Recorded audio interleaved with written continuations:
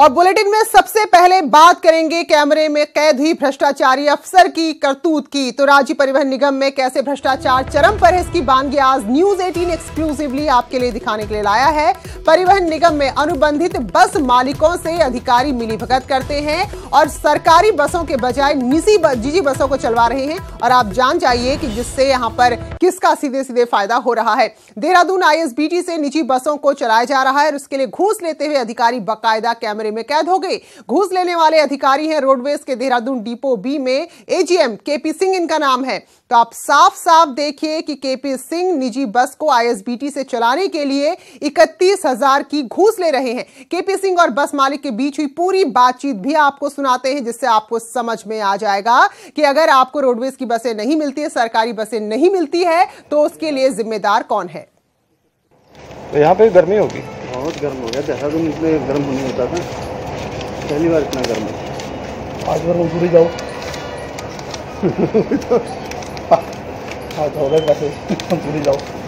अरे चलो ये है 31,000 दिसंबर का था मेरा लिया, मैंने हैप्पी के आपको भेज दिए पैसे आपको। अच्छा हैप्पी का दिसंबर के पैसे मैंने भेजे थे आपको। हैप्पी ने दिए नहीं वैसे। मैं बात कर लूँ, कोई बात वो नहीं, हमारा कोई दिक्कत नहीं। नहीं, ठीक है। अभी हमारा मई तक दोनों का क्लियर हो गया। ठीक है तो अभी हमारी गाड़ी मत रोकना सर। भारती सकलानी हमारे साथ हमारी संवाददाता देहरादून से जुड़ चुकी हैं। भारती, बेहद शर्मनाक तस्वीर और जिससे साफ हो रहा है कि क्यों सरकारी बसों के होते हुए महंगे टिकट में लोगों को जाना पड़ता है। तो ये बताएं, इस खुलासे के बाद क्या कुछ आप हलचल देख रहे हैं, क्या कुछ कार्रवाई हुई है? देखिए, फिलहाल तो प्रीति कोई कार्रवाई यहाँ पर नहीं हुई है, लेकिन मैं ये भी बता दूं कि ये कोई पहला मामला नहीं है जब अधिकारी इस तरह से कैमरे में घूस लेते हुए पकड़े जा रहे हैं। इससे पहले भी परिवहन निगम के ही महेंद्र सिंह काशीपुर डिपो से हटाए गए थे, इसी तरह के आरोप उन पर लगे थे। लेकिन फिर रुद्रपुर डिपो में इस वक्त वो एआरएम है। इसके अलावा आरपी भारती भी ऐसी हैं, उनको वहां से हटा दिया गया था, वो भी यही इसी सीट पर थे बार डिपो में। और उन्हें पिथौरागढ़ जब भेजा गया तो उन्होंने 8 महीने तक ज्वाइन ही नहीं किया, मेडिकल पर वो चले गए थे और अब 8 महीने के बाद वो ऋषिकेश में तैनात है। तो इस तरह की लंबी फहरिस्त है प्रीति, जो ये अधिकारी देते हैं। उसके बाद जब इन पर एक्शन होता है तो उसके बाद क्या होता है वो भी हम यहाँ पर बता रहे हैं। लेकिन ये जो तस्वीर है बेहद शर्मनाक है और ये बताने के लिए काफी है कि क्यों आखिरकार प्राइवेट बस संचालक मनमानी करते हैं, क्योंकि उन्हें संरक्षण अधिकारियों का ये एक जाहिर सी बात है। जब इस तरह से पैसे वो दे रहे हैं तो जाहिर तौर पर वो अपनी मनमानी करेंगे ही। जी बिल्कुल भारती, आप चाहे कुमाऊं के पहाड़ी इलाकों में चले जाएं या फिर देहरादून से ऊपर विकास नगर चक्राता की तरफ चले आएं, हम सबने देखा है कि कितनी सारी दिक्कत होती है और ये इसकी वजह है। लेकिन हैरानी की बात है भारती, जो आप बता रही हैं कि इससे पहले भी मामले सामने आए, तो वो सरकार जो जीरो टॉलरेंस की बात करती है भ्रष्टाचार को लेकर, क्या इतना बड़ा सबूत नजर नहीं आ रहा है जो अब तक कोई कार्रवाई नहीं हुई है? बहुत बहुत धन्यवाद भारती आपका जानकारी के लिए। चलिए और अब बात कर लेते हैं चुनाव से जुड़ी खबरों की। तो नामांकन प्रक्रिया शुरू हो चुकी है आज से और इसके साथ ही पौड़ी से बेहद दिलचस्प तस्वीर उभर कर सामने आ रही है। अगर पौड़ी सीट की बात करें तो आज 9 लोगों ने नामांकन पत्र खरीदे हैं और इनमें जो 2 नाम हम आपको बताने जा रहे हैं, जिसको देखकर तस्वीर और ज्यादा दिलचस्प हो गई है। तो पहला नाम है तीरथ सिंह रावत का और दूसरा नाम है मनीष खंडूड़ी का। ऐसे में माना जा रहा है कि बीजेपी से तीरथ सिंह रावत पौड़ी से प्रत्याशी होंगे। तो कांग्रेस की तरफ से हालांकि वो साफ ही लग रहा था कि मनीष खंडूड़ी इसी शर्त पर कांग्रेस में शामिल हुए होंगे कि उन्हें टिकट चाहिए था। तो बहरहाल तीरथ सिंह रावत और मनीष खंडूड़ी दोनों ने नामांकन पत्र तो ले लिए हैं, लेकिन अभी आपको बता दें कि आधिकारिक तौर पर उनके नाम की घोषणा नहीं हुई है। और उनके पते की बात करें तो उनके मूल पते से अलग वो पते थे जिन पर इन्होंने अपने नामांकन पत्र लिए हैं। तो ये दोनों ही नेता पौड़ी से चुनाव लड़ते हैं, तो तस्वीर और मुकाबला दोनों ही बेहद दिलचस्प रहेगा। तो तीरथ सिंह रावत ने, जिन्होंने अपना नामांकन पत्र खरीद लिया है, वो फिलहाल दौड़ में भी आगे चले। जाहिर सी बात है, अगर आप नामांकन पत्र खरीद रहे हैं तो कहीं ना कहीं से आपको ये आश्वासन जरूर मिला होगा कि आप ही प्रत्याशी होंगे। तो तीरथ सिंह रावत के घर पर कार्यकर्ताओं का जमावड़ा लगा हुआ है। होली के रंगों के बीच चुनावी रंग भी काफी तेज होते जा रहे हैं। हमारे संवाददाता सुनील नवप्रभात ने खास बातचीत की। गुलाल भी लगा है, बहुत सारे कार्यकर्ताओं के भी मैं देख रहा हूँ कि खचाखच यहाँ पर कार्यकर्ताओं से भरा हुआ है और लोग गुलदस्ते लेकर आपको विश कर रहे हैं। तो लगता है कोई शुभ सूचना है। हाँ देखिए, त्योहार होली का है, उस नाते भी ये सब लोग आना जाना, और रहा चुनाव का भी गर्माहट है। 2019 लोकसभा और वो भी एक गर्माहट है। उसके लिए सब लोग पूरी तरह से उत्साह के साथ में लगे हैं। पौड़ी सीट पे जो पार्टी को एक बड़ी समस्या का जो सामना करना पड़ेगा कि जो आपके सांसद हैं, सिटिंग सांसद हैं खंडूड़ी जी, उनके पुत्र मनीष खंडूड़ी कांग्रेस में चले गए। कांग्रेस मनीष खंडूड़ी को अगर टिकट देती है तो भाजपा के आगे ये समस्या होगी कि वो डायरेक्ट अपने सांसद के पुत्र को टारगेट नहीं कर पाएगी। तो इन चीज़ों से आप कैसे निपटेंगे? कोई रोड मैप बनाया है? देखिए, पहली बात तो यह है कि भारतीय जनता पार्टी का, मैंने कहा, जो नेटवर्क है, जो काम है, वो बूथ तक है। ऐसा किसी राजनीतिक पार्टी का नहीं है और वो कर भी नहीं सकते और पहुंच भी नहीं सकती है। वाकई में पौड़ी सीट बेहद दिलचस्प मुकाबला यहां पर रहने वाला है। और उससे पहले नाम अभी हम देखेंगे तो जो राज्य की 4 सीट है, बाकी उस पर पौड़ी की एक सीट ऐसा लग रहा है गुणा गणित में सब पर भारी पड़ रही है। और पौड़ी सीट के बदले समीकरण से फिलहाल बीजेपी मुश्किल में है। इससे पहले की खंडूरी है, जरूरी की विरासत को बीजेपी आगे बढ़ाती, इस सैन्य बाहुल्य सीट में इस नारे को कैश करती। कांग्रेस ने उसमें सेंध लगाकर बीजेपी की रणनीति की हवा निकाल दी है। नतीजा अब गेम प्लान चेंज होगा, इस पर मंथन चल रहा है। यहाँ पे आने से पहले मैंने अपने पिताजी से 3 सवाल पूछे थे। क्या आपका आशीर्वाद मेरी तरफ है? और उन्होंने कहा है। उन्होंने कहा कि क्या तुम सच्चाई की मार्ग पे चल सकते हो? मैंने कहा हाँ। उन्होंने मुझसे ये पूछा कि क्या तुम निडरता से अपना कार्य कर सकते हो? मैंने कहा हाँ। ये हैं गढ़वाल से मौजूदा सांसद रिटायर्ड मेजर जनरल भुवन चंद्र खंडूड़ी के बेटे मनीष खंडूड़ी। मनीष के इस कदम और इस बयान ने भाजपाई रणनीतिकारों को जैसे चारों खाने चित कर दिया। पौड़ी गढ़वाल सीट राज्य की 5 सीटों में सबसे ज्यादा सैन्य बहुल मतदाता वाली सीट है। इस सीट पर करीब 60,000 पूर्व सैनिक हैं तो 21,000 के करीब वीर नारियां भी हैं। वहीं 30,000 के आसपास सेना में कार्यरत सैनिक। लिहाजा राष्ट्रवाद की लहर के बीच सैन्य पृष्ठभूमि का प्रत्याशी ही पार्टियों की पहली पसंद होता, ये बात तय थी। खंडूड़ी के चुनाव लड़ने से अनिच्छा जताने के बाद बीजेपी अपनी रणनीति को अंतिम रूप देने ही जा रही थी, तभी कांग्रेस के दांव ने उसे चित कर दिया। सांसद खंडूड़ी भी कहते हैं कि पार्टी का सदस्य और पिता की भूमिका के बीच जब टकराव हो तो विचार करना पड़ेगा।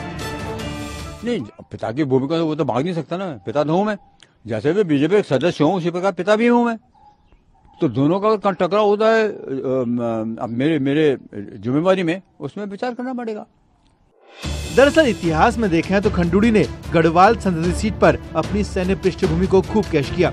इसी प्रेशर पॉलिटिक्स में खंडूड़ी ने जब और जैसे चाहा पार्टी को यू टर्न लेने पर मजबूर कर दिया।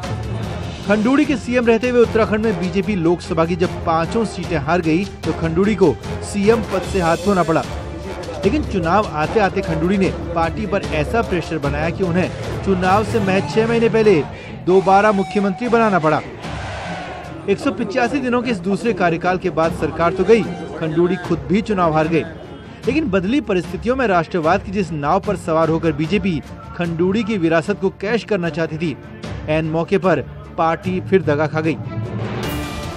मनीष खंडूड़ी जी कांग्रेस पार्टी के टिकट से माना आ रहे हैं और लोग कांग्रेस के विरुद्ध हैं इस समय, क्योंकि वो डूबते हुए जहाज पर बैठे हैं। इससे कोई फर्क पड़ने वाला नहीं है। जो भी हमारे उम्मीदवार वहां से आएंगे, कांग्रेस का कोई उम्मीदवार हो वो टिक नहीं पाएगा। बीजेपी की दिक्कत अब ये है कि वो खंडूड़ी के नाम का इस्तेमाल भी नहीं कर सकती और प्रतिद्वंदी मनीष खंडूड़ी को सीधे टारगेट भी नहीं कर सकती। लिहाजा पौड़ी सीट अब बीजेपी के लिए गर्म दूध बन गई है, जो न निगलते बन रही है और न उगलते। देहरादून से न्यूज़ 18 के लिए सुनील नवप्रभात की रिपोर्ट। और वहीं टिहरी सीट की बात करें तो यहां से मौजूदा सांसद मारा राजलक्ष्मी शाह को एक बार फिर से टिकट मिल सकता है, जिसके बाद देहरादून में उनके घर बधाई देने वालों के लिए बीजेपी कार्यकर्ताओं की भीड़ लगी हुई है। और इस मौके पर हमने खास बातचीत की और जाना कि क्या अब एक बार फिर वो ताल ठोकने के लिए तैयार है।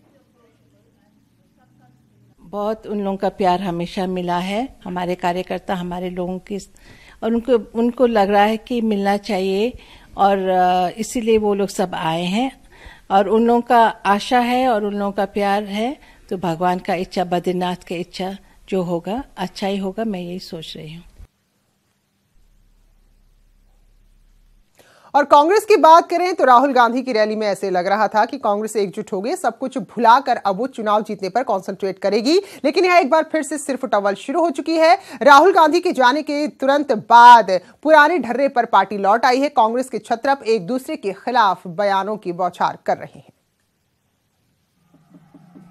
पूर्व मुख्यमंत्री हरीश रावत अपने पार्टी के लोगों से इतने दुखी हैं कि वो चुनाव ना लड़ने की बात कह रहे हैं।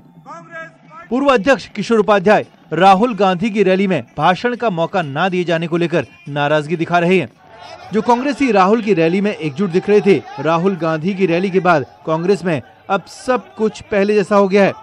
चुनाव से ठीक पहले छत्रपों के बीच की जंग को फिर से हवा मिल गई है और फिर से बयानबाजी का दौर पार्टी में शुरू हो गया है।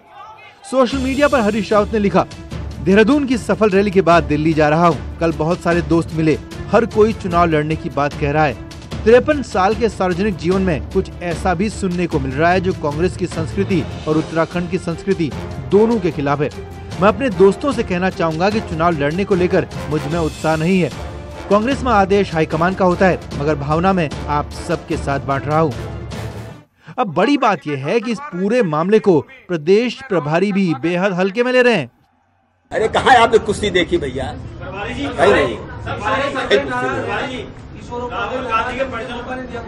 क्या किससे आपसे नाराजगी जाहिर की है?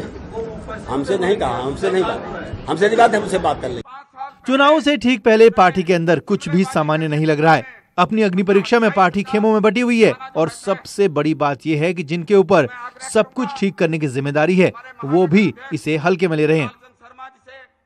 राहुल गांधी जी का हमारे प्रभारी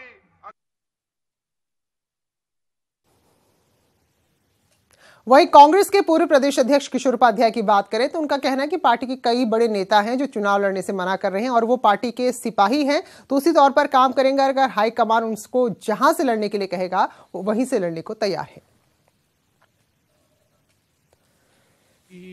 परिवार में, समाज में, आपस में अगर कहीं कलह होती है तो निश्चित रूप से उसका नुकसान तो होता ही है। हम अगर एकजुट हैं तो हम किसी भी बड़ी से बड़ी चुनौती को चुनौती भी दे सकते हैं और उसमें सफलता भी प्राप्त कर सकते हैं। परसों राहुल जी आए और उसके बाद मुझे लगता है कि जिस तरह से कांग्रेस के कार्यकर्ताओं ने, नेताओं ने एकजुटता दिखाई, मुझे लगता है कि उसका फायदा होगा। तो चुनाव प्रचार भी यहां पर तेजी से है और प्रचार में ऐसी कोशिश की जाती है कि कैसे जनता को ज्यादा से ज्यादा आकर्षित किया जाए। तो बीजेपी ने स्थानीय बोली का सहारा लिया है। इन बोलियों में, गीतों में केंद्र सरकार और राज्य सरकार के कामों का बखान किया गया है। तो गढ़वाली, कुमाऊनी और जौनसारी बोली में ये सारे गीत हैं जो सोशल मीडिया पर भी खूब छा रहे हैं।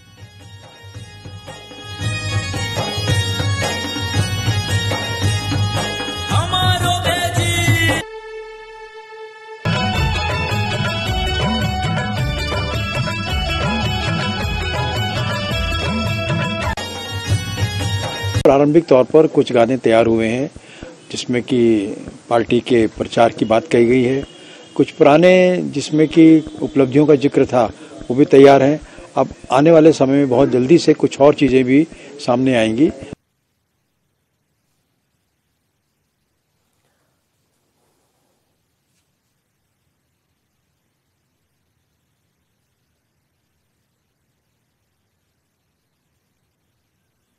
वहीं बीजेपी की तरह कांग्रेस भी अब अपने बूथ को मजबूत करने की कोशिश में है और यही सबक राहुल गांधी ने भी कार्यकर्ताओं को दिया।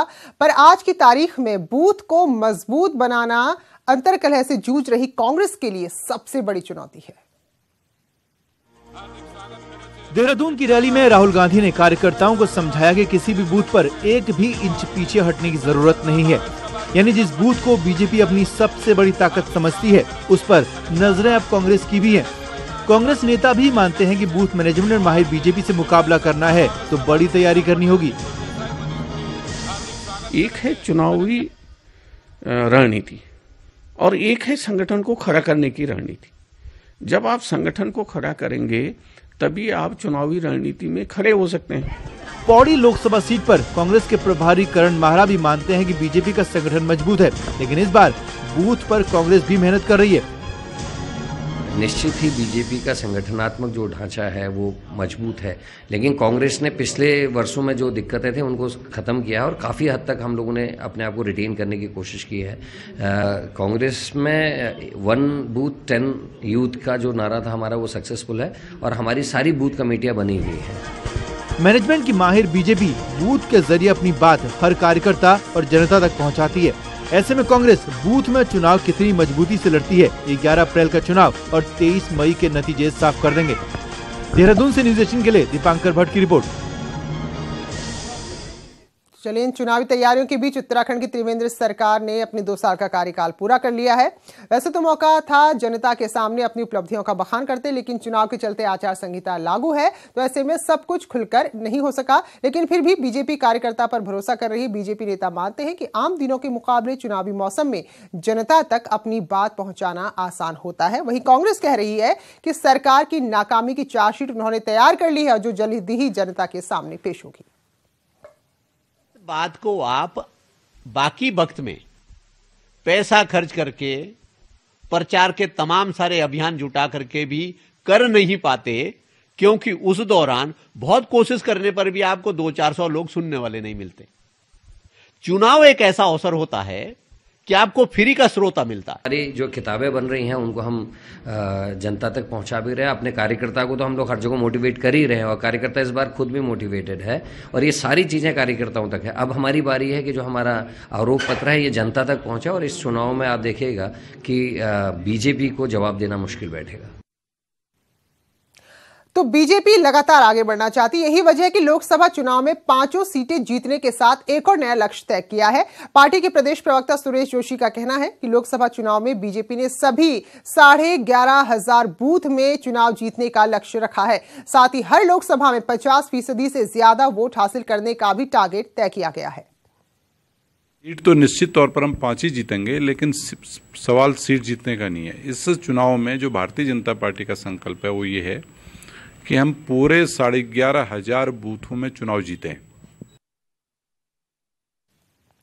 और बात करें यूकेडी की, तो हम सब जान रहे हैं कि राज्य की इस क्षेत्रीय पार्टी का इस वक्त हाल क्या है। अपने वजूद के लिए ही लड़ रही पार्टी, लेकिन इसके बावजूद टिकट को लेकर जबरदस्त मारामारी चल रही है। यूकेडी ने पार्टी के अंदरूनी कलह को खत्म करने के लिए और रूठों को मनाने के लिए एक नायाब तरीका अपनाया है। दरअसल हाल ही में यूकेडी ने 2 दिन के मंथन के बाद लोकसभा सीटों के लिए प्रत्याशियों के नाम तय कर लिए थे, लेकिन बैठक में ही कार्यकर्ताओं ने असंतोष जाहिर कर दिया, जिसके बाद अब एक नया पैनल तैयार किया गया है, जिसमें पहले नंबर के नाम को ही प्राथमिकता देना बताया जा रहा है। लिस्ट में कई नाम ऐसे हैं जो कार्यकारिणी की बैठक में फाइनल हुए थे, लेकिन पैनल ने अब उन नामों को दूसरे नंबर पर रख दिया है।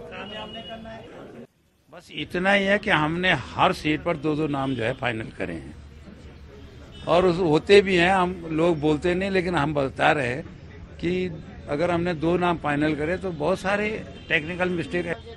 ना ऐसा नहीं, ऐसा कुछ नहीं है। केवल पार्टी अपने फायदे की सोच रही है। पार्टी को अधिक से अधिक फायदा कैसे हो, इस पर हमने विचार करना है और उसमें हमको लगता है कि एरी जी अगर बाय द वे ऐसा करे तो कैसा रहेगा, इस पर चर्चा करेंगे।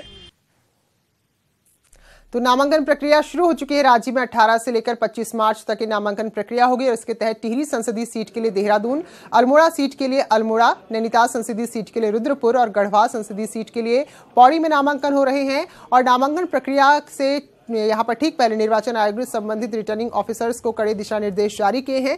पहले दिन सीपीआई के राजेंद्र पुरोहित, बीएसपी के अशोक पवार, निर्दलीय रजनी रावत, कांग्रेस की आशा मनोरमा, डुबरियाल शर्मा और सामाजिक कार्यकर्ता दौलत कुंवर समेत कई लोगों ने नामांकन दाखिल लिए हैं भी नामांकन पत्र, और जो जल्द ही दाखिल किए जाएंगे।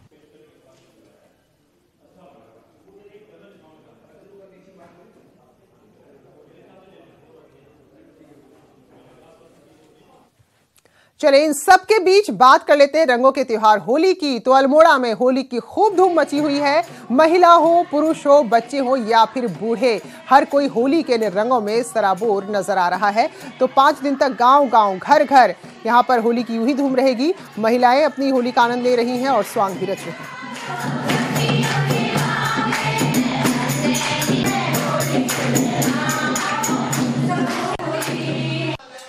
वहीं खटीमा की बात करें तो यहाँ की भी प्रसिद्ध खड़ी होली, जो केवल 2 बोली और धुनों पर आधारित होती है, स्थानीय शिव मंदिर से शुरू हो गई है। वैसे तो बैठकी होली से यहाँ पर कई महीने पहले यानी कि जो पूष का पहला रविवार होता है तब से शुरू हो जाती है, लेकिन अब जबकि एकादशी हुई है उसके बाद से खड़ी होली शुरू हो गई है और इसका भी पूरी तरह से यहाँ पर रंग चढ़ता जा रहा है।